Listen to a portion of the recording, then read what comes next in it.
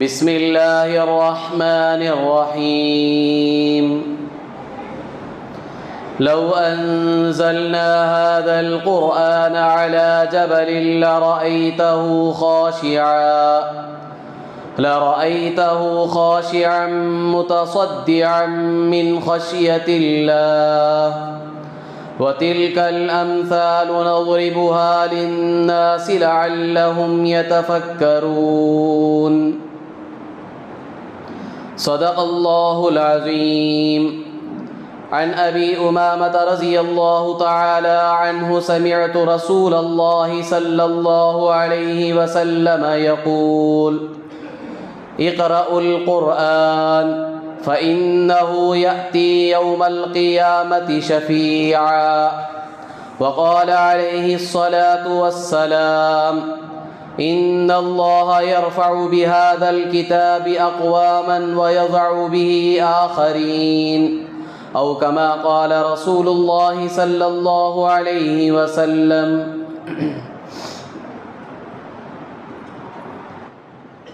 بزرگان محترم، عزیزان ملت، آج شعبان المعظم کی 21 تاریخ ہے. تقریباً ایک ہفتہ رہ گیا ہے رمضان المبارک کی آمد مسعود کے لیے.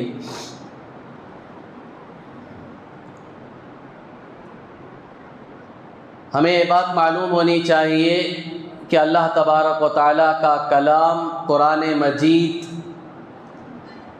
اللہ تعالیٰ نے اسی ماہ مبارک میں نازل فرمایا ہے.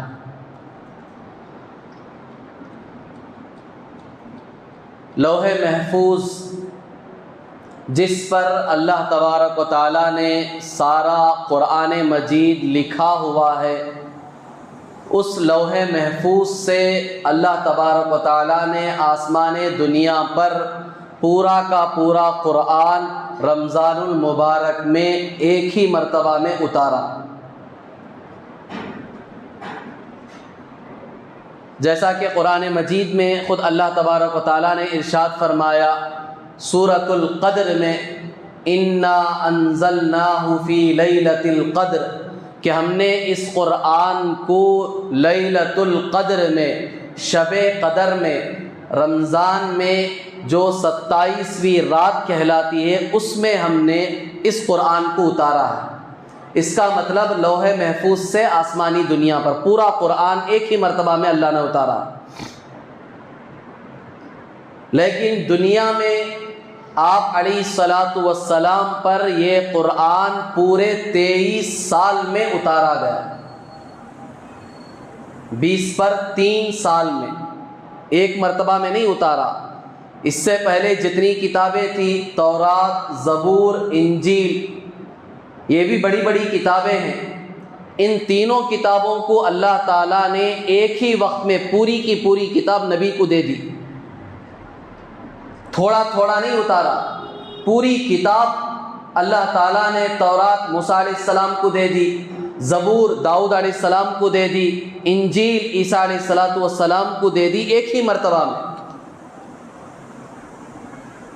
لیکن قرآن کا جب وقت آیا تو اللہ تعالیٰ نے اسے 23 سال میں اتارا ہے، ایک وقت میں نہیں دیا. جیسی جیسی ضرورت پڑتی گئی اس طرح قرآن اللہ تعالیٰ نے اتارا ہے. کبھی ایک آیت، کبھی 2 آیتیں، کبھی 4 آیتیں، کبھی ایک سورت. اس طرح اللہ تبارک و تعالیٰ نے قرآن کو اتارا ہے. حتیٰ کہ روزے والی جو آیت ہے، اس آیت کا ایک آخری حصہ ہے من الفجر. یہ قرآن پاک کی سب سے چھوٹا سا حصہ ہے جس کو اللہ تبارک و تعالیٰ نے اتارا تھا. ورنہ تو ایک آیت بھی اتری ہے، یہ ایک آیت بھی نہیں ہے، آیت کا آخری حصہ ہے جو روزے کے بارے میں تھا. کیونکہ صحابہ کو سمجھنے میں پریشانی ہوئی تھی. اللہ تعالیٰ نے اس میں روزے کا ٹائم بتایا تھا، وقت بتایا تھا، کب سے لے کر کب تک روزہ ہے. اس میں روزے کے وقت کو اللہ تعالیٰ نے کالے دھاگے اور سفید دھاگے سے تشبیہ دی تھی۔ وہ صحابہ کو سمجھنے میں پریشانی ہوئی، تو اللہ تعالیٰ نے آیت کا وہ آخری حصہ من الفجر، اس کو باقاعدہ جبریل علیہ السلام کو دے کر بھیجا۔ تو اتنا چھوٹا سا حصہ بھی اللہ تبارک و تعالیٰ نے الگ موقع پر اتارا ہے۔ تو قرآن پورے 23 سال میں اللہ تعالیٰ نے اتارا، اور یہ قرآن جیسا کہ میں نے عرض کیا رمضان المبارک میں لوح محفوظ سے آسمان دنیا پر اتارا گیا۔ تو اس کی مناسبت سے آج آپ حضرات کے سامنے مجھے قرآن پاک کے حقوق اور ہماری غفلت اور کوتاہیاں اس عنوان پر کچھ عرض کرنا ہے۔ بزرگان محترم، قرآن مجید اللہ تبارک و تعالیٰ کا کلام اللہ تعالیٰ نے دنیا میں ساری انسانوں کی ہدایت کے لیے اتارا۔ یہ صرف مسلمانوں کے لیے نہیں اتارا گیا کہ صرف مسلمان اس سے کامیابی حاصل کر سکیں گے، بلکہ ساری انسانیت کے لیے، اس سے آگے بڑھ کر سارے جنات کے لیے بھی اللہ نے یہی قرآن اتارا۔ جنات کے لیے کوئی الگ احکامات نہیں ہیں، جنات کے لیے بھی اللہ نے یہی قرآن اتارا۔ قرآن پاک کے 29ویں پارے میں ایک سورت ہے سورۃ الجن، وہ سورت کا نام ہی سورہ جن ہے، وہ پوری سورت جنات کے بارے میں ہے۔ اس میں اللہ تعالیٰ نے جنات کا پورا نقشہ کھینچا ہے کہ حضور صلی اللہ علیہ وسلم کے زمانے میں جنات نے اس قرآن کو سنا۔ کب سنا؟ جب حضور صلی اللہ علیہ وسلم صحابہ کو ایک وقت نماز پڑھا رہے تھے، تو اس وقت جنات کا ایک گروہ، جنات کی ایک جماعت جو نصیبین کے رہنے والے تھے، ایک جگہ کا نام ہے، وہاں کے وہ لوگ تھے، وہ آئے تو انہوں نے سنا کہ حضور صلی اللہ علیہ وسلم صحابہ کو نماز میں کھڑے ہو کر کچھ پڑھا رہے ہیں۔ تو ان کو سن کر بڑا تعجب لگا کہ یہ کیا کلام ہے، یہ کیا چیز ہے جو یہ کھڑے ہو کر پڑھا رہے ہیں۔ تو یہ جنات نے یہ قرآن سنا، ان کو بڑا تعجب لگا، پورا نقشہ اللہ نے اس صورت میں کھینچا۔ پھر وہ مسلمان ہوئے، پھر انہوں نے اپنے قبیلے والوں میں جا کر اس پیغام کو پہنچایا، پھر وہاں سے بہت سارے جنات کو لے کر آئے حضور صلی اللہ علیہ وسلم کی خدمت میں۔ حضور صلی اللہ علیہ وسلم نے ان کو دین سمجھایا، قرآن بتایا، سکھلایا۔ تقریباً حضور صلی اللہ علیہ وسلم کی جنات کے ساتھ 6 مجلسیں ہوئی ہیں۔ کتنی ہوئی ہیں؟ 6 مجلسیں۔ 6 مرتبہ حضور صلی اللہ علیہ وسلم نے باقاعدہ جنات سے ملاقات کر کے ان کو دین کا پیغام پہنچایا۔ بہرحال تو میں عرض کر رہا تھا کہ یہ قرآن اللہ تعالیٰ نے ساری انسانیت کی ہدایت کے لیے اتارا۔ اس میں مسلمان خاص نہیں، سارے انسانوں کی ہدایت کی۔ اسی وجہ سے عرب کی جو سب سے جاہل وحشی قوم تھی، اللہ کے رسول صلی اللہ علیہ وسلم نے اسی قرآن کے ذریعے سے انہیں دنیا کا راہنما، دنیا کا ہادی اور دنیا کا رہبر بنایا۔ سب سے کٹر قوم، تعلیم سے کوسوں دور، اخلاق نام کی چیز ان کے اندر نہیں تھی، بالکل گئے گزرے، تہذیب سے بالکل ہزاروں کلومیٹر دور، ان کا کوئی واسطہ نہیں۔ ایسی گری ہوئی قوم کو اللہ کے رسول صلی اللہ علیہ وسلم نے اسی قرآن کے ذریعے سے دنیا کا ہادی بنا دیا کہ اب یہ دنیا کو ہدایت کرنے والے ہیں، دنیا کو راستہ بتانے والے، دنیا کو ڈسپلن سکھانے والے بن گئے۔ جو خود گئے گزرے تھے، نہ ڈھنگ سے کھانا جانتے تھے، نہ پینا جانتے تھے، نہ کپڑے پہننا ڈھنگ سے جانتے تھے، ڈسپلن نام کی چیز ان کے اندر نہیں تھی۔ عرب قوم میں اتنی گئی گزری قوم تھی، لیکن اللہ کے رسول صلی اللہ علیہ وسلم نے اسی قرآن کے ذریعے سے ان کو اس مقام پر پہنچایا کہ پوری دنیا ان سے سیکھ رہی ہے، صرف اس ایک قرآن کے ذریعے سے پوری دنیا کے رہبر اور ہادی بنا دیے۔ تو یہ قرآن جو اللہ کا کلام ہے، اس کے ہمارے اوپر بہت حقوق ہیں، 1-2 حق نہیں ہیں، کئی حقوق ہیں ہمارے اوپر۔ ان حقوق کی ادائیگی خاص طور پر ایک مسلمان کے لیے انتہا درجہ ضروری ہے کہ ہم قرآن کے ان حقوق کو ادا کرنے کی کوشش کریں. ہم میں سے ہر ایک کے لیے لازم ہے یہ، چاہے وہ مرد ہو یا عورتیں ہوں. ان حقوق میں سب سے پہلا حق قرآن کا عظمت ہے. قرآن کی عظمت ہمارے دلوں میں ہونی چاہیے. قرآن کا مقام کیا ہے، اس کا مرتبہ کیا ہے. وہ ایک اللہ کا کلام ہے، اللہ کے منہ سے نکلی ہوئی باتیں ہیں، ڈائریکٹ اللہ کے منہ سے نکلی ہوئی باتیں ہیں وہ. اسی لیے قرآن اللہ کی صفت کہلاتا ہے، مخلوق نہیں ہے قرآن. کیونکہ مخلوق جتنی بھی ہے، مخلوق کے معنی اللہ نے پیدا کیا. جتنی بھی چیزوں کو اللہ نے پیدا کیا ہے سب چیزیں فنا ہوگی، برباد ہوں گی، سب پر فنائیت آئے گی. حتیٰ کہ انبیاء علیہ الصلاۃ والسلام، اللہ کے رسول جتنے بھی دنیا میں آئے سب انتقال ہوئے، سب دنیا سے انتقال کر کے چلے گئے، قبروں میں ان کو دفن کر دیا گیا. اتنی بڑی ہستیاں، اللہ کے بعد سب سے بڑا مقام پوری کائنات میں کس کا ہے؟ فرشتوں سے بھی بڑا مقام کس کا ہے؟ انبیاء کا ہے. ان پر بھی فنائیت آئی، وہ بھی وفات پا کر دنیا سے گئے. اور فرشتے یہ بھی زندہ نہیں رہیں گے، یہ بھی قیامت کے دن سب مریں گے. کیونکہ جو بھی مخلوق ہے، جس کو بھی اللہ نے پیدا کیا ہے، سب فنا ہوگی، برباد ہوگی، ختم ہوگی. لیکن اللہ کا یہ کلام قرآن مجید جس کو ہم پڑھتے ہیں، یہ مخلوق نہیں ہے، اس کو اللہ نے پیدا نہیں کیا، یہ اللہ کی صفت ہے، ڈائریکٹ اللہ کے منہ سے نکلا ہوا. جس طرح اللہ ہمیشہ سے ہے، ہمیشہ رہے گا، کبھی اس پر فنائیت نہیں آئے گی، اسی طرح اللہ کا کلام قرآن مجید، اس پر بھی کبھی فنائیت نہیں آئے گی، وہ کبھی ختم نہیں ہوگا، ہمیشہ سے ہے، ہمیشہ باقی رہے گا. کیوں؟ اس لیے کہ اللہ کی صفت ہے. جس طرح اللہ کی صفت علیم، اللہ تعالیٰ جاننے والا ہے. اللہ کب سے جان رہا ہے؟ ہمیشہ سے جان رہا ہے اور ہمیشہ جانے گا. اللہ کی صفات ہے نہیں. قرآن مجید آپ کھولتے ہیں تو پہلا پیج آپ کھولتے ہیں تو آج کل اکثر قرآنوں میں پہلے پیج پر اللہ کے نام لکھے ہوئے، دیکھا نہیں دیکھا آپ لوگ؟ 99 نام، 90 پر 9 نام لکھے ہوئے ہیں. وہ نام کیا ہے؟ وہ اللہ کی صفتیں ہیں. اللہ یہ کر سکتا ہے، اللہ یہ کر سکتا ہے، اللہ یہ کر سکتا ہے، اللہ یہ کر سکتا ہے. وہ اللہ کی صفتیں ہیں. صفت کا مطلب کیا ہے؟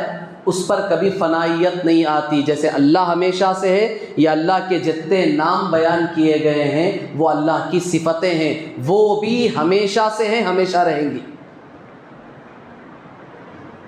ایسا نہیں ہے کہ اللہ تعالیٰ پہلے چند چیزوں پر قدرت رکھتا تھا، آج ساری چیزوں پر قدرت رکھتا ہے، پہلے ساری چیزوں پر اللہ کو قدرت نہیں تھی. ایسا نہیں ہے. اللہ ہمیشہ سے ہر چیز پر قادر ہے اور ہمیشہ ہر چیز پر قادر رہے گا.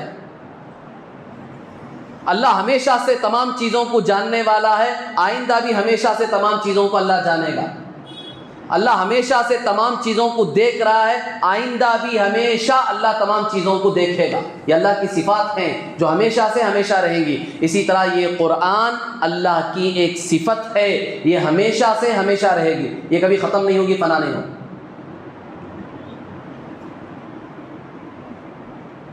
دنیا میں کوئی بھی چیز ایسی نہیں ہے، صرف دنیا نہیں، پوری کائنات میں اللہ نے جتنی بھی چیزیں پیدا کی ہے، کوئی چیز ایسی نہیں ہے جس کا تعلق ڈائریکٹ اللہ سے ہو. کوئی چیز نہیں. صرف قرآن ہی ایک ایسی چیز ہے جس کا تعلق ڈائریکٹ اللہ سے ہے. اس کے علاوہ کوئی چیز نہیں بتا سکتے آپ جس کا تعلق ڈائریکٹ اللہ سے.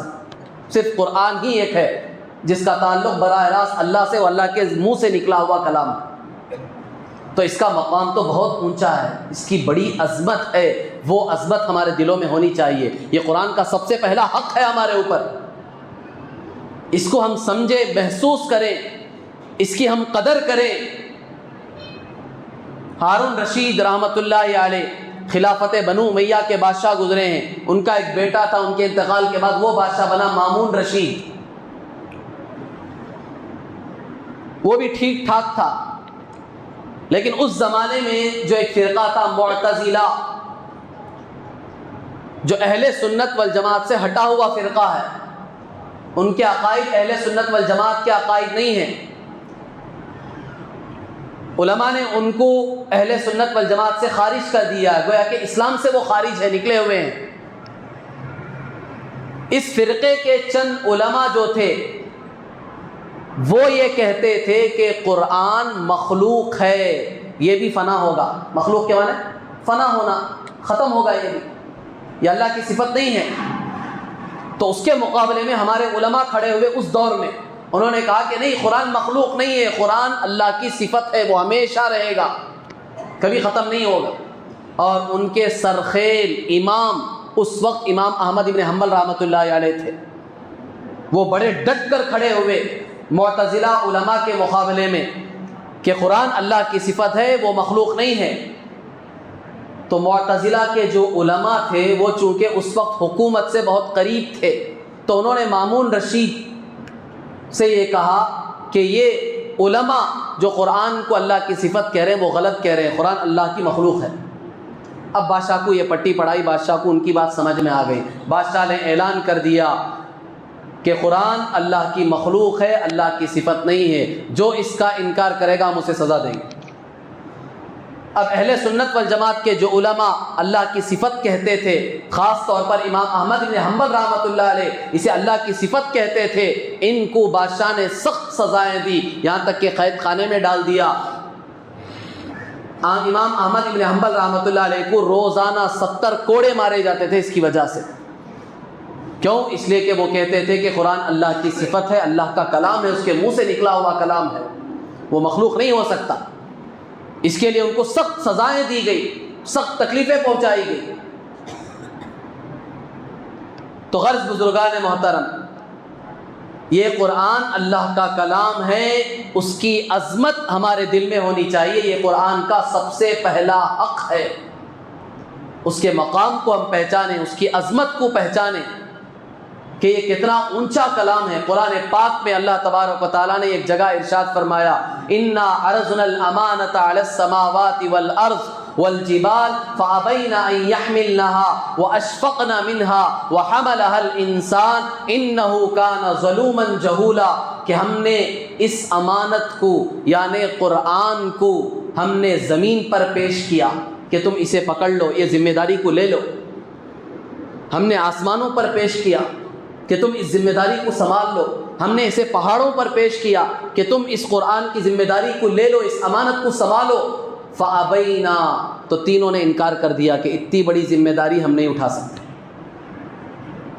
قرآن نقل کر رہا ہے، انا عرضنا الامانۃ علی السماوات والارض والجبال، آسمان زمین پہاڑ سب پر ہم نے پیش کیا۔ فابینا، تو سب نے انکار کر دیا، اتنی بڑی ذمہ داری ہم نہیں اٹھا سکتے۔ ان یحملنها واشفقن منها، اور وہ اس سے ڈر گئے۔ اللہ تعالیٰ کہتے ہیں حملها الانسان، انسان نے اسے اٹھا لیا، انسان نے کہا کہ میں اس ذمہ داری کو لیتا ہوں۔ اللہ تعالیٰ کہتے ہیں اسے پتہ ہی نہیں کہ کیا چیز ہے، یہ قرآن کی عظمت کو جانتا نہیں ہے۔ یہ آسمان اتنی بڑی مخلوق، انسان کی حیثیت اس کے سامنے ایک تنکے کے برابر بھی نہیں ہے۔ آسمان کے مقابلے میں تو ہماری یہ پوری دنیا، یہ ارتھ، اس کی حیثیت بھی ایک تنکے کے برابر بھی نہیں ہے۔ اگر ہم سائنسی اعتبار سے تحقیق کریں گے، آسمان کے مقابلے میں دنیا کو لا کر کھڑا کریں گے تو ایک تنکے کے برابر بھی نہیں ہے، اتنی چھوٹی ہے، تو انسان کی حیثیت کیا ہوگی؟ تو اتنا بڑا آسمان، اس نے اس قرآن کو اٹھانے سے انکار کر دیا کہ یہ تیرا کلام ہے، اتنا بڑا کلام ہے، اسے میں کیسے اٹھا سکتا ہوں۔ اللہ نے زمین پر پیش کیا، اس نے کہا کہ میں نے بھی نہیں اٹھاؤں گا۔ اللہ نے پہاڑوں پر پیش کیا، یہ سب بڑی بڑی مخلوق ہے، طاقتور مخلوقیں ہیں، اس نے بھی انکار کر دیا۔ انسان نے کہا کہ ہم اٹھائیں گے۔ وحملها الانسان، اللہ کہتے ہیں اسے پتہ ہی نہیں کہ یہ کیا چیز ہے، یہ میرا کلام ہے، اس کا مقام بہت اونچا ہے۔ اللہ کہتے ہیں انہ کان ظلوما جہولا، اس کا ترجمہ کر رہا ہوں میں۔ اللہ تعالیٰ کہتے ہیں اسے پتہ ہی نہیں ہے کہ یہ قرآن کیا چیز ہے، یہ امانت کیا چیز ہے۔ یہ جاہل بھی ہے، سب سے بڑا ظالم بھی ہے۔ اللہ نے کہا انسان کو، یہ عربی کے الفاظ ہیں۔ فعول یہ مبالغے کے لیے آتا ہے، عربی مبالغہ کا مطلب ہوتا ہے بہت زیادہ چیز کو بتانے کے لیے استعمال ہوتا ہے۔ ظلومن جہولا، اللہ کہتے ہیں انسان سب سے بڑا ظالم ہے اور سب سے بڑا جاہل ہے، کچھ بھی پتا نہیں ہے اسے، یہ تیار ہو گیا اٹھانے کے لیے۔ حالانکہ یہ میرا کلام ہے، اس کا مقام بہت اونچا ہے۔ تم کیا سمجھتے ہو یہ قرآن؟ اِنَّا سَنُلْقِي عَلَيْكَ قَوْلًا ثَقِيلًا، 29ویں پارے میں سورہ مزمل میں اللہ تبارک و تعالیٰ قرآن کے بارے میں کہتے ہیں ہم اس کو اتارنے والے ہیں اے نبی جی آپ پر۔ یہ کیسا کلام ہے؟ قولاً ثقیلا، ایک بھاری کلام ہے، یہ کوئی معمولی کلام نہیں ہے، ہم آپ پر اتاریں گے اس کو۔ اس کی عظمت بہت ہے۔ اسی وجہ سے عائشہ رضی اللہ تعالیٰ عنہ فرماتی ہیں کہ سخت سردی کے موسم میں ہم دیکھتی تھی حضور صلی اللہ علیہ وسلم پر جب قرآن اترتا تھا تو آپ کے پسینے چھوٹ جاتے تھے۔ گرمی کے موسم میں نہیں، کون سے موسم میں؟ سخت کڑاکے کی سردی، وہ وقت میں جب آپ پر قرآن اترتا تھا، جبریل علیہ الصلوۃ والسلام لا کر آپ کو قرآن کی آیتیں سناتے تھے تو آپ کے بدن پورا پسینے سے بھر جاتا، شرابور ہو جاتا۔ یہ وہ بھاری کلام ہے، اس کی عظمت کو پہچانو، سمجھو، یہ کلام اللہ نے تمہیں دیا ہے، اس کے مقام اور مرتبے کو پہچانو، اس کی عظمت اپنے دلوں میں بٹھاؤ۔ یہ اتنا اونچا کلام ہے، اس کی اہمیت ہر مسلمان مرد و عورت کے دل میں ہونی چاہیے۔ اللہ معاف فرمائے، ہماری کوتاہی، ہماری طرف سے کمزوری ہے، ہماری طرف سے بڑی غفلت ہے، ہم نے آج اس کے مقام کو نہیں سمجھا، اس کی عظمت کو اپنے دل میں نہیں بٹھایا۔ آج اسکول کی تعلیم کو جو اہمیت ہم دیتے ہیں، قرآن کی تعلیم کو وہ اہمیت نہیں دیتے ہیں۔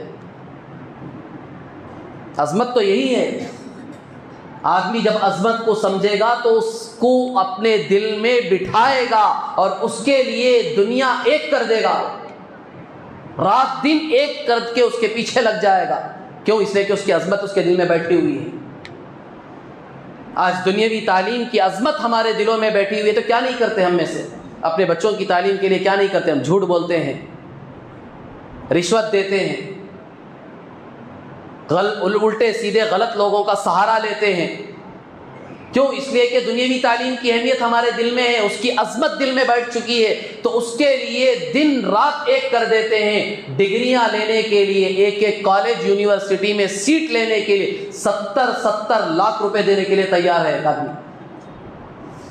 ایک سیٹ، کوئی ایم ایل اے کی سیٹ نہیں، وہ کہ سیٹ مل گئی تو 5 سال بیٹھ گیا، وہ سیٹ نہیں دے رہے ہیں 70 لاکھ میں تمہیں، صرف جا کر 2-4 گھنٹے بیٹھ کر پڑھنے کے لیے 70 لاکھ روپے دے رہے ہو۔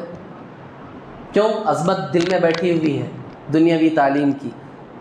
تو عظمت ہوگی تو آدمی سب کرے گا، دنیا لٹا دے گا اس کے لیے۔ کیوں؟ عظمت آ گئی ہے دل میں۔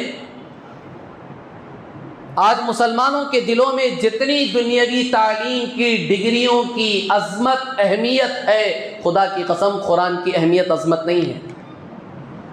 اگر ہوتی تو مسجدیں کھچا کھچ بچوں سے بھری پڑی ہوتی، مسجدیں ویران پڑی ہیں۔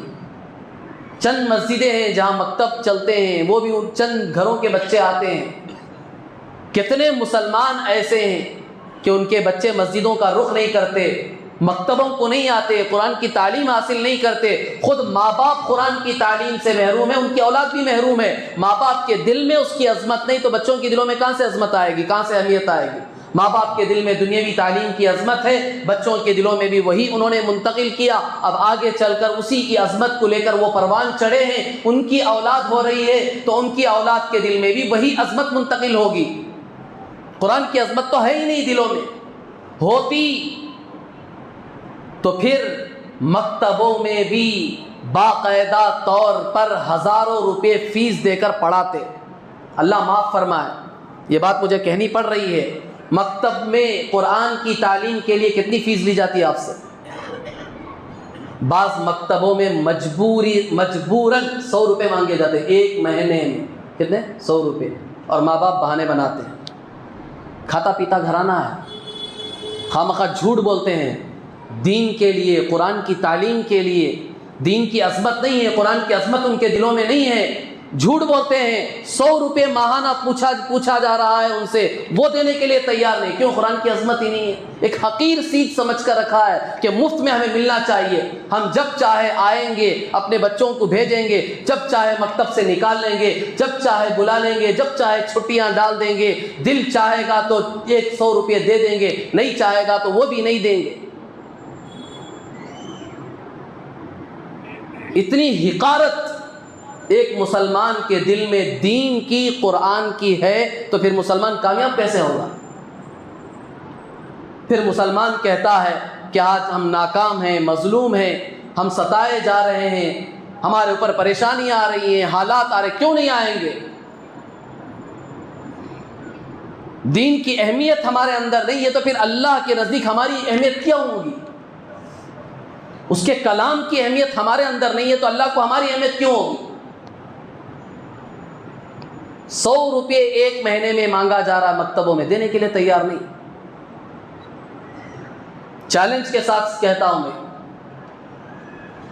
کوئی ایک مسجد آپ مجھے بتا دیں جہاں ہر بچہ باقاعدہ طور پر ماہانہ پابندی کے ساتھ جس طرح اسکول کی فیس دیتے ہیں اس طرح مکتبوں میں پوری فیس ادا کریں۔ اساتذہ کو ان کے پیچھے اپنی پوری محنت لگانی پڑتی، دن رات ایک کرنا پڑتا ہے، تب جا کر آدھے بچے فیس لا کر دیتے ہیں، وہ بھی کیا 100-200 روپے ماہانہ۔ یہ اہمیت ہے ہمارے نزدیک قرآن کی، یہ عظمت ہمارے دلوں میں ہے تو پھر کامیاب کیسے ہوں؟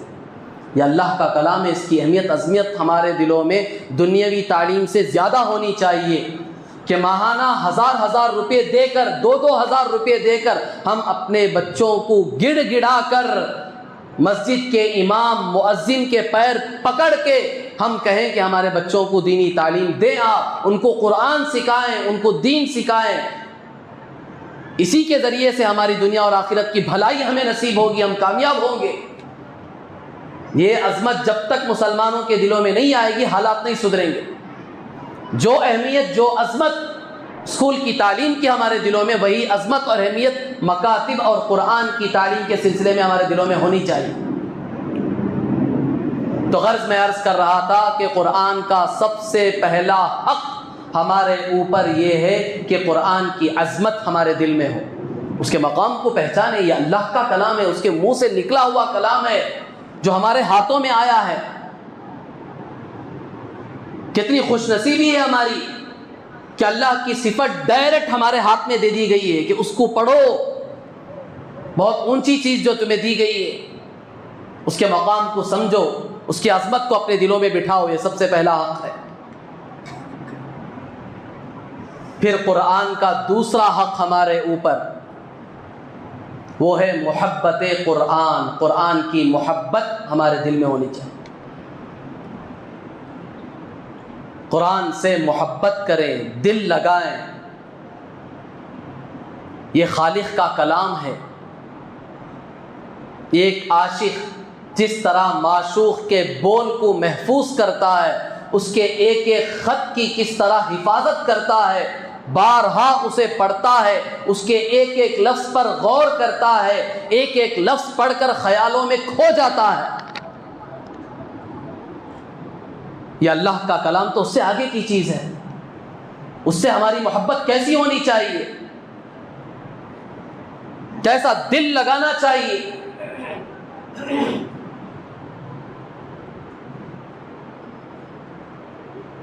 ایک صحابی، جیسا کہ شب برات میں نے عرض کیا تھا آپ کے سامنے، قرآن کی صرف ایک سورت، چھوٹی سی سورت پڑھتے تھے۔ حضور صلی اللہ علیہ وسلم نے پوچھا تم یہ سورت کیوں پڑھتے ہو؟ انی احب هذه السورہ، اللہ کے نبی مجھے یہ سورت پسند ہے، سورہ اخلاص، مجھے زیادہ محبت ہے اس سورت سے۔ ایک سورت کی محبت کا اظہار کیا صحابی نے، حضور نے فرمایا ان حبک ایہا یدخل الجنہ، سنو اس سورت سے تمہاری محبت تمہیں جنت میں پہنچا دے گی۔ ایک سورت قرآن کی، کون سی؟ سورہ اخلاص، قل هو اللہ احد اللہ الصمد لم یلد ولم یولد ولم یکن لہ کفوا احد، 4 آیتیں اس میں، چھوٹی سی صورت، ہم میں سے اکثروں کو یاد ہے۔ صحابی نے پورے قرآن کی بات نہیں کی، کیا کی؟ یہ سورت سے مجھے محبت ہے۔ حضور نے کیا کہا؟ یہ ایک سورت سے محبت کرنا تمہیں جنت میں پہنچا دے۔ یہ اللہ کا کلام ہے، اس کا تقاضا ہے کہ اس سے محبت کریں، اس کی محبت ہمارے دلوں میں دنیا کی ہر شے سے زیادہ ہونی چاہیے۔ لیکن یہاں بھی ہماری غفلت کوتاہیاں ہیں۔ جس طرح دنیا کی چیزوں سے ہمیں محبت ہے، اللہ کے کلام سے وہ محبت نہیں ہے۔ ہماری زبانوں پر، ہمارے بچوں کے زبانوں پر کیا ہوتے ہیں آج؟ فلمی گانے ہو رہے ہیں۔ اشعار سے محبت ہے، فلمی گانوں سے محبت ہے، غزل سے محبت ہے، قوالیوں سے محبت ہے، ہر وقت سنتے ہیں، دوسروں کو سناتے ہیں، اسی کا ایک دیوانہ پن ہے لوگوں میں۔ مسلمانوں کا ایک بڑا طبقہ ان چیزوں سے انتہا درجہ محبت کرتا ہے۔ دن رات موبائل میں ان کے گانے ہیں، قوالیاں ہیں، وہ سنتا ہے، دوسروں کو سناتا ہے، اپنے دکانوں میں باقاعدہ چلاتے ہیں اس کو، اپنی گاڑیوں میں سفر کرتے ہیں اسے چلاتے ہیں، رات میں سوتے ہیں اسے چلاتے ہوئے سوتے ہیں۔ کیوں؟ محبت ہے۔ محبت آدمی کو دیوانہ بنا دیتی ہے۔ کھانے بیٹھا ہے تو گانے کے بغیر اسے کھانا نہیں چلتا۔ بچوں کا بھی یہی حال ہو گیا۔ بڑے اس حال کے ہیں تو بچے کیا ہوں گے؟ بچے تو ہمارا دیکھ کر سیکھیں گے۔ اب بچوں کا وہی حال ہو گیا۔ ایک بڑا طبقہ بچوں کا ایسا ہے جو بغیر موبائل آن کیے ہوئے کھانا نہیں کھاتا۔ اسی مجمع میں آپ بتا سکتے ہیں تقریباً پونا مجمع ایسا ہوگا جہاں جن کے گھروں میں چھوٹے بچے بغیر موبائل کے کھانا نہیں کھاتے۔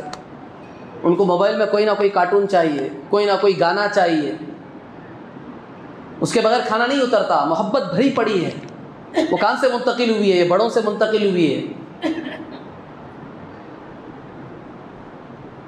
یہ محبت تو قرآن سے ہونی چاہیے تھی کہ قرآن کے بغیر ہمارا کوئی کام نہ ہو۔ دکان میں بیٹھے ہوئے قرآن چل رہا ہے، سن رہے ہیں، ایک دیوانہ پن نظر آئے۔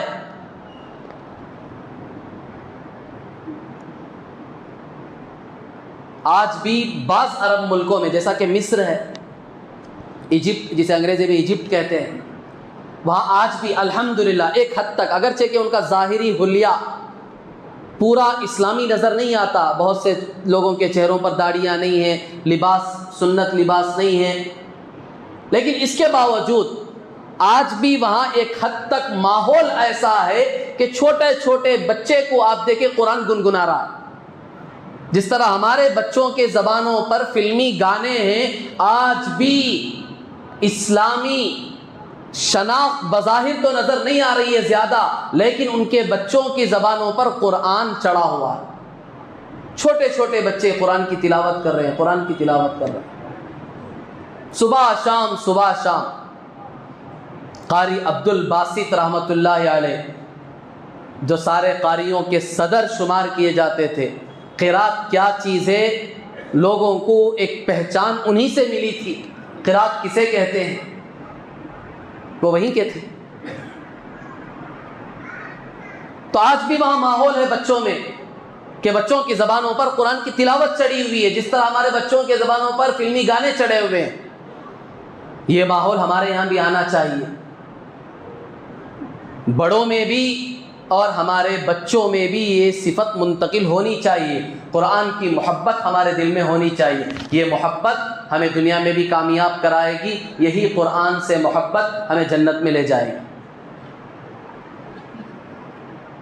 اللہ کے رسول صلی اللہ علیہ وسلم کی حدیث ہے صاف، القرآن حجت لک او علیک، قیامت کے دن یہی قرآن تمہارے لیے حجت بنے گا یا تمہارے خلاف حجت بنے گا۔ اس کا مطلب یہ ہے کہ کل قیامت کے دن یہی قرآن تمہاری سفارش کرائے گا، جنت میں لے جائے گا، اگر دنیا میں تم اسے پڑھتے تھے، اس کے مطابق عمل کرتے تھے، تو یہی قرآن تمہیں جنت میں لے جائے گا۔ اسی کے ساتھ ایک روایت سنو، حضور صلی اللہ علیہ وسلم نے فرمایا قیامت کے دن قرآن سے بڑا سفارش کرنے والا کوئی نہیں ہوگا، نہ نبی نہ کوئی فرشتہ۔ نبی اور فرشتے سے بھی زیادہ سفارش کرنے والا کل قیامت کے دن قرآن ہوگا، وہ سفارش کرائے گا مسلمانوں کی۔ کس مسلمان کی؟ وہ جو قرآن پڑھتا تھا، جس کے دل میں قرآن کی محبت تھی، اس نے قرآن کو سینے سے لگائے ہوئے تھا اور وہ قرآن پر عمل کرتا تھا۔ کل قرآن اللہ کے سامنے کھڑے ہو کر سفارش کرے گا، اللہ اسے جنت میں پہنچا۔ جیسے ایک معمولی سورت کے بارے میں آتا ہے، 29ویں پارے کی پہلی سورت سورہ ملک، 29واں پارے کی پہلی سورت ہے سورہ ملک، تبارک الذی بیدہ الملک وہو علی کل شیء قدیر۔ اس سورت کے بارے میں آتا ہے کہ جو روزانہ مغرب کے بعد شام کے وقت میں اس سورت کو پڑھے، اگر اس کا انتقال ہو گیا تو سیدھے جنت میں جائے گا، وہ قبر کے عذاب سے محفوظ ہو جائے گا۔ اگر اسے قبر کا عذاب ہونے والا ہے تو یہ سورت، روایتوں میں آتا ہے، پرندے کی طرح پیر پھیلا کر اس کے قبر پر کھڑی ہو جائے گی، اللہ سے کہے گی اسے عذاب نہیں ہونا ہے، اگر اسے عذاب دینا ہے تو مجھے قرآن سے نکال دو۔ یہ سورت کہے گی اللہ کے سامنے، اگر اسے عذاب دینا ہے تو مجھے پہلے قرآن سے نکالو، کیونکہ یہ میری تلاوت کرتا تھا تو اسے عذاب کیسے ہوگا؟ میں نہیں ہونے دوں گی، اگر اسے عذاب ہوگا تو مجھے قرآن سے نکال دو۔ یہ ہے قرآن کی محبت کا اثر، دنیا میں بھی پڑے گا، آخرت میں بھی پڑے گا۔ اس کی محبت دل میں لیے ہوئے ہوگے تو پھر اس کے اثرات منتقل ہوں گے، دنیا کی زندگی میں بھی منتقل ہوں گے، آخرت میں بھی منتقل ہوں گے۔ تو یہ قرآن کی محبت ہمارے دلوں میں، ہماری عورتوں کے دلوں میں، ہمارے بچوں کے دلوں میں دنیا کی ہر چیز سے زیادہ ہونی چاہیے، کہ ہر وقت قرآن کا ایک شوق۔ یہ عنوان اسی لیے میں نے آج اٹھایا کیونکہ رمضان کا مہینہ قریب آ رہا ہے، ایک ہفتہ رہ گیا ہے، ایک ماحول ملتا ہے ہمیں رمضان میں، ہمیں سے ہر ایک کو ملتا ہے۔ اکثر لوگ جو سال بھر قرآن نہیں پڑھتے، الحمدللہ اللہ کے فضل و کرم سے ایک بڑا طبقہ مسلمانوں کا رمضان میں قرآن پڑھتا ہے، سال بھر نہیں پڑھتا، قرآن کی صورت نہیں دیکھتا ہو، قرآن کو چھونے کی اسے ہمت نہیں ہوتی، شوق نہیں ہے، محبت نہیں ہے، لیکن رمضان ایک ایسا وقت آتا ہے کہ اس میں ایک گیا گزرا مسلمان بھی یہ سوچتا ہے کہ مجھے بھی قرآن پڑھنا چاہیے، حتیٰ کہ جسے قرآن پڑھنا نہیں آتا وہ مسلمان بھی، آپ لوگوں نے خود دیکھا ہوگا کہ رمضان میں مسجد میں قرآن اٹھا کر یوں بیٹھ جاتا ہے، اسے پڑھنا نہیں آتا، وہ لے کر بیٹھا ہوا ہے، صرف اسے گھور رہا ادھر ادھر۔ ایک محبت ہے، ایک شوق پیدا ہوتا ہے فطری طور پر رمضان کے مہینے میں، دوسروں کا دیکھا دیکھی یا فطری طور پر اندر سے ایک شوق پیدا ہوتا ہے۔ تو ایک اچھا موقع ہمارے سامنے آ رہا ہے، رمضان کا پورا ایک مہینہ اللہ تبارک و تعالیٰ گویا کہ مشق کے لیے ہمیں دے رہے ہیں، اس کی ہم قدر کر لیں اور یہ پکی نیت کریں کہ اس رمضان سے ضرور، بلکہ اس رمضان کا انتظار مت کرو بلکہ آج ہی سے شروع کر دیں کہ ہم قرآن کو روزانہ پڑھیں گے۔ ایک پارہ پڑھنے کی ضرورت نہیں ہے، جن کو پڑھنا آتا ہے وہ پڑھے، ایک ایک دو دو پارے پڑھے، جن کو نہیں آتا وہ کم از کم ایک پیج پڑھے، نہیں پڑھ سکتے آدھا پیج پڑھو، صرف آدھا صفحہ پڑھو، لیکن روزانہ پڑھو پابندی سے۔ اللہ کو یہ عمل پسند ہے، تھوڑا ہو لیکن پابندی کے ساتھ ہو۔ اللہ کو سب سے زیادہ محبوب یہ عمل ہے، احب الاعمال الی اللہ ادومها وان قل، اللہ کو سارے اعمال میں سب سے زیادہ پسندیدہ عمل وہ ہے جو بندہ مسلمان پابندی سے کرے، ایک دن بھی نہ چھوڑے اگرچہ کہ تھوڑا ہو۔ تم روزانہ صرف آدھا پیج پڑھو قرآن، لیکن ایک دن بھی مت چھوڑو، آدھا پیج، دو دو تین تین صفحے جوش میں آ کے ایک دن اٹھا کے بیٹھ گئے، اس کے بعد ایک مہینے تک ایڈریس نہیں، ایسا نہ، صرف آدھا، جتنا تمہاری کیپیسٹی ہے، جتنا تم پڑھ سکتے ہو بس اتنا پڑھو۔ یہ جن کو بالکل نہیں آتا، جن کے اندر شوق نہیں، ان کو بتاؤ بس سب اٹھا لے گا، آدھا پیج پڑھ کو بند کر کو رکھ دا نہیں۔ جن کے اندر شوق نہیں ہے، جن کو پڑھنا نہیں آتا ڈھنگ سے، وہ اگر ایک ہی دن میں بیٹھ کے دو دو تین تین صفحے پڑھیں گے تو ایک مہینے تک نہیں اٹھائیں گے۔ پھر ان کے لیے یہ طریقہ بتا رہا ہوں کہ تھوڑا لیکن پابندی سے کرو، روزانہ 2 لائن اگر آپ پڑھیں ٹھیک ہے، 2 لائن پڑھو آپ، کوئی مسئلہ نہیں، لیکن روزانہ پڑھو، کہ گھر میں ایک ماحول بن جانا چاہیے کہ میں بھی پڑھوں، میری بیوی بھی پڑھے، میری بہنیں بھی پڑھے، میری والدہ بھی پڑھے، میرے چھوٹے بچے بھی پڑھیں، ان کو بھی چھوٹی کتابیں دے کر بیٹھو، چھوٹے چھوٹے سورتوں کی کتابیں آتی ہیں ان کو دے کر بیٹھو، ان کو بٹھاؤ، تم پڑھ رہے ہو، ان کو پڑھنا نہیں آتا، ہاتھ میں دے کر بٹھاؤ، بیٹے یہ قرآن ہے، اللہ کا کلام ہے، پہلے ان کی عظمت ان کے دلوں میں ڈالو۔ وہ بچہ بھی لے کر بیٹھے گا، بیٹے سے کہو کہ بیٹے اسے دیکھتے رہو، تاکہ بچوں کے اندر بھی اس کی محبت ہو، اس کی عظمت بچوں کے دلوں میں آئے۔ تو قرآن کی محبت کا یہ تقاضا ہے کہ ہم میں سے ہر ایک قرآن کی محبت اپنے دلوں میں پیدا کریں، اس کے لیے ایک ماحول بنائے۔ ماحول بنانے کے لیے الحمدللہ رمضان کا مہینہ بھی قریب آ رہا ہے، تو ہم میں سے ہر ایک کے اندر قرآن کی محبت آ جانی چاہیے، اور اس کے لیے ایک ماحول ہمیں بنا لینا چاہیے اپنے گھروں میں۔ اور قرآن کا تیسرا حق تلاوت قرآن، قرآن کی تلاوت۔ قرآن کو پڑھنا، جو اسی سے ملتا جلتا مضمون میں نے قرآن کی محبت میں آپ کو بیان کیا۔ قرآن کی تلاوت، حدیث میں اللہ کے رسول صلی اللہ علیہ وسلم نے اس کی فضیلت بیان کی۔ حضرت ابو امامہ رضی اللہ تعالیٰ عنہ روایت کرتے ہیں، وہ کہتے ہیں میں نے رسول صلی اللہ علیہ وسلم سے سنا، آپ علیہ الصلوۃ والسلام نے فرمایا اقرأوا القرآن فإنه یأتی یوم القیامۃ شفیعا، لوگوں مسلمانوں قرآن پڑھو، اس لیے کہ قیامت کے دن یہی قرآن تمہاری سفارش کرائے گا اللہ کے سامنے کھڑے ہو کر۔ اس کی تلاوت کرو، یہ قرآن کی تلاوت کا سب سے بڑا فائدہ ہے۔ حضور صلی اللہ علیہ وسلم نے کہا کہ اس کی تلاوت کرو، اسے پڑھتے رہو، اسے پڑھتے رہو۔ نیوز پیپر روز پڑھو گے کچھ فائدہ نہیں ہوگا، جھوٹ کا پلندہ ہے، جھوٹی خبروں کے سوا کچھ نہیں ہے، سچی خبریں تو اس میں ہیں، یہ پڑھو۔ یہ سچی خبریں تو پڑھنے کا شوق نہیں ہے تمہیں، جن میں پورا جھوٹ بھرا پڑا ہے اسے تو بڑے شوق سے پڑھتے ہو، پیسے دے کر پڑھتے ہو، یہ تو فری میں پڑھنے کی چیز ہے، تمہیں پیسہ بھی خرچ نہیں ہے۔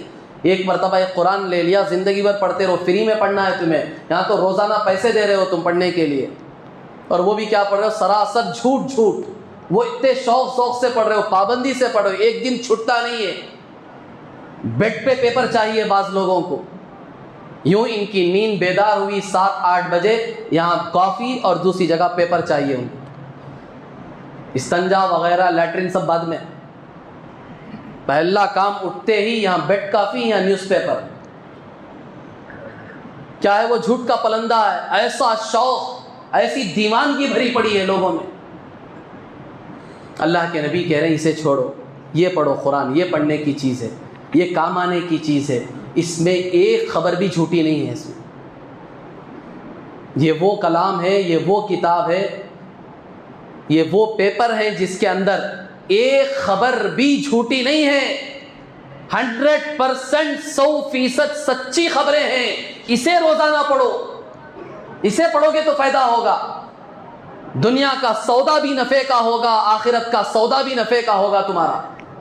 اس کی برکتیں تم دیکھو گے گھروں میں، اپنی تجارتوں میں، اپنی زندگیوں میں۔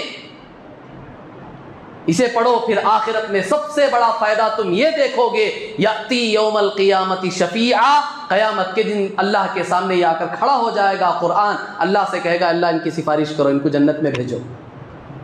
یہ نہیں جائیں گے تو مجھے قرآن سے نکاؤ، یہ میری تلاوت کرتا تھا۔ یہ قرآن خود آ کر کھڑا ہو کر سفارش کرائے گا۔ تو تیسرا حق مسلمانوں پر ہے تلاوت قرآن، قرآن کی تلاوت پابندی سے ہماری ہونی چاہیے۔ اور چوتھا حق قرآن کا تدبر قرآن، قرآن میں غور و فکر۔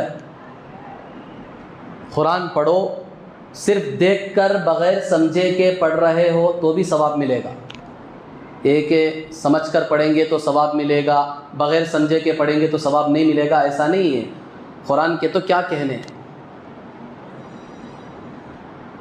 قرآن سے متعلق ہر چیز پر تمہیں ثواب ملے گا۔ قرآن کا صرف ادب کر رہے ہو اس پر ثواب ملے گا، قرآن کو محبت بھری نگاہ سے دیکھ رہے ہو اس پر ثواب ملے گا، قرآن کو صرف تم سن رہے ہو بیٹھ کر اس پر تمہیں ثواب ملے گا، قرآن صرف تم بغیر سمجھے کے پڑھ رہے ہو تمہیں اس پر بھی ثواب ملے گا، قرآن سے متعلق جتنی چیزیں ہیں ہر چیز پر تمہیں ثواب ملے گا۔ لیکن اس کا ایک حق ہے تمہارے اوپر، وہ حق یہ ہے کہ اسے سمجھ کر بھی پڑھو۔ یہ اتارا اس لیے گیا ہے کہ تم اسے سمجھو، یہ قرآن تم سے کیا کہہ رہا ہے، تمہیں کیا بتا رہا ہے، تمہاری کیا رہبری کر رہا ہے، تمہارے مسائل کے لیے یہ حل کیسے پیش کر رہا ہے، اسے پڑھ کر سمجھو۔ قرآن میں اللہ تعالیٰ کہتے ہیں افلا یتدبرون القرآن ام علی قلوب اقفالها، یہ لوگ کیوں قرآن میں غور و فکر نہیں کرتے؟ کیا ان کے دلوں پر تالے پڑ گئے ہیں؟ کفر ڈال دیا کسی نے؟ کیوں نہیں سمجھ رہے ہیں قرآن کو؟ سمجھ کر کیوں نہیں پڑھتے ہیں؟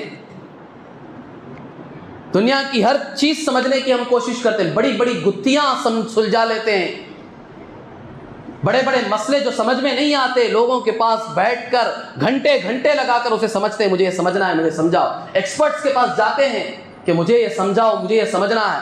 کیوں؟ اس لیے کہ اس میں دنیا کا فائدہ ان کو دکھ رہا ہے۔ اللہ کہتے ہیں کیا تمہیں یہ قرآن نہیں دکھ رہا ہے؟ اس میں کیوں غور و فکر نہیں کر رہے ہو؟ نہیں سمجھ میں آ رہا؟ ایکسپرٹس ہیں اس کے، ان کے پاس جاؤ، بیٹھو، اسے سیکھو، اسے سمجھو، اس میں غور و فکر کرو، پھر تمہیں پتا چلے گا کہ یہ کیا کلام ہے۔ تو چوتھا حق قرآن کا تدبر قرآن، قرآن میں غور و فکر کرنا، اور پانچواں حق قرآن کا اطاعت قرآن، قرآن کی اطاعت۔ جو کچھ پڑھ رہے ہیں، جو کچھ سن رہے ہیں، جو کچھ سمجھ رہے ہیں، اب اس پر عمل بھی کرو۔ یہ صرف پڑھنے کے لیے، سننے کے لیے، دیکھنے کے لیے، سمجھنے کے لیے نہیں آیا ہے قرآن، اس پر عمل بھی کرنا ہے۔ کتنی بڑی فضیلت ہے، ماں باپ کو اس فضیلت کو حاصل کرنے کی کوشش کرنی چاہیے ہر ایک مسلمان۔ حدیث میں کیا آیا؟ جو بچہ قرآن پڑھتا ہے اور اس پر عمل کرتا ہے، کل قیامت کے دن اللہ تبارک و تعالی اس کے والدین کو ایسا تاج پہنائیں گے جس کی روشنی سورج کی روشنی سے بھی زیادہ ہوگی۔ سورج پوری دنیا کو روشن کرتا ہے، اب ماں باپ کو تاج کون سا پہنا رہے ہیں؟ یوں سمجھے آپ ڈبل سورج ان کے سر پر رکھ رہے ہیں، ایک سورج نہیں، کیونکہ اس تاج کی روشنی سورج سے بھی زیادہ ہوگی۔ حدیث میں آتا ہے سورج سے بھی زیادہ ہوگی اس کی روشنی، تو گویا کہ دو سورج، آپ یوں سمجھے، سمجھانے کے لیے بتا رہا ہوں، دو سورج باپ کے سر پر رکھے جائیں گے اور دو سورج ماں کے سر پر رکھے جائیں گے، تو اس کی روشنی کیسے پھیلے گی؟ پوری دنیا دیکھے گی کھڑے ہو کر یہ کون لوگ ہیں۔ اتنا بڑا اعزاز ان کا کیا جا رہا ہے، اتنا اونچا مقام آج ان کو دیا جا رہا ہے، جس وقت کہ دنیا کی آنکھیں پھٹی ہوئی ہیں، عذاب میں ڈر رہے، کانپ رہے ہیں لوگ، ایسے موقع پر ان کا آج یہ مقام ہے کہ ان کو ایسا تاج پہنایا گیا۔ یہ کون لوگ ہیں؟ یہ کون ماں باپ ہیں؟ یہ ان بچوں کے ماں باپ ہیں جن کے بچوں نے قرآن پڑھا اور اس پر عمل کیا۔ یہ ہے اطاعت قرآن، قرآن کی اطاعت۔ پڑھو، اس پر عمل کرو۔ آپ اندازہ لگائیں، بچے نے پڑھا، اس پر عمل کیا، تو ماں باپ کو اتنا اونچا مقام ملا، تو جو بچہ پڑھ کر عمل کیا ہے خود اس بچے کو کیا مقام ملے گا؟ اولاد کو اس کا تو اندازہ نہیں لگا سکتے۔ ہم بھی بچے ہیں ہمارے ماں باپ کے، اور ہمارے ماں باپ بھی بچے ہیں ان کے ماں باپ کے، اور وہ بھی بچے ہیں ان کے ماں باپ کے، تو سب کے لیے یہ فضیلت ہے۔ بڑے یہ نہ سمجھیں کہ میری اولاد ہے ان کے لیے یہ فضیلت ہے، ہمارے لیے نہیں، یا چھوٹے یہ سمجھیں کہ ہمارے لیے یہ فضیلت نہیں ہے، ماں باپ کے لیے ہے۔ ایسا نہیں ہے، بلکہ سب کے لیے یہ فضیلت ہے، سب یہ فضیلت حاصل کر سکتے ہیں۔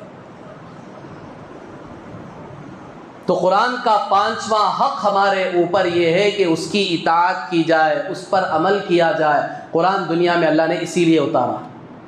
غرض بزرگان محترم، تو میں نے یہ قرآن کے چند حقوق آپ کو بتائے۔ رمضان کا مبارک مہینہ آنے والا ہے، اللہ تعالیٰ نے قرآن کو رمضان کے مبارک مہینے میں اتارا لوح محفوظ سے آسمان دنیا پر، تو اس کے چند حقوق میں نے بتائے کہ قرآن کے ہمارے اوپر حقوق ہیں۔ ان حقوق کو ادا کرنا ہر مسلمان کے لیے ضروری ہے کہ ہر ایک اس کے حق کو ادا کرے۔ عظمت قرآن، قرآن کی عظمت ہمارے دلوں میں ہونی چاہیے، قرآن کی محبت ہمارے دلوں میں ہونی چاہیے۔ ہم قرآن کی تلاوت کریں، قرآن میں غور و فکر کریں اور اس پر عمل کریں۔ دعا کریں کہ اللہ تبارک و تعالی کہی ہوئی ان باتوں پر ہم سب کو اور پوری امت مسلمہ کو 100% عمل کرنے کی توفیق عطا فرمائے۔ آنے والے مبارک مہینے تک اللہ تبارک و تعالی ہم سب کو صحت و سلامتی سے ساتھ پہنچائے اور اس مہینے کی ساری سعادتیں، برکتیں، رحمتیں اللہ تعالیٰ پوری امت مسلمہ کو عطا فرمائے۔ آمین۔ وآخر دعوانا الحمد للہ رب العالمین۔